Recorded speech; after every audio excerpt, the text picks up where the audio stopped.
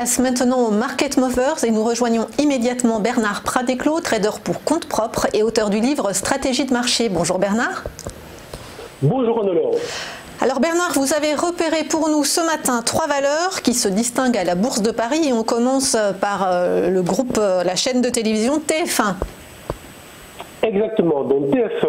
Alors TF1 à la mi-février, suite à un chandelier très significatif à la hausse, j'avais conseillé plutôt un achat.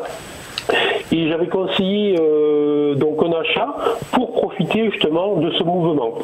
Aujourd'hui, comme on le voit sur le graphique, on est en train de venir en test d'une ligne directionnelle baissière qui peut servir de résistance. On voit d'ailleurs que ce matin, la valeur est en baisse de moins 1,5%, donc elle sous-performe les indices. Donc le conseil est très clair et vous commencez à en avoir l'habitude. Dès lors que l'on a gagné entre 6 et 8% sur une valeur, la meilleure chose à faire lorsqu'on est en bourse, c'est soit on encaisse une partie de ce gain, soit on décide de tout encaisser et on va regarder ce qui se passe ailleurs, voir si l'on trouve des occasions donc plus intéressantes. Après, soyons clairs, tout va dépendre de notre horizon de temps.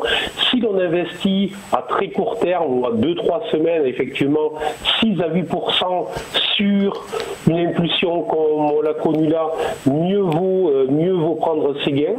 Si par contre on investit sur la valeur TF1 à un horizon de temps beaucoup plus large, donc plusieurs mois, voire plusieurs années, dans une optique de retournement de cycle, à ce moment-là, on peut considérer que le comportement des cours est probablement le lancement d'une tendance haussière pour les prochains mois et l'on pourra rester positionné.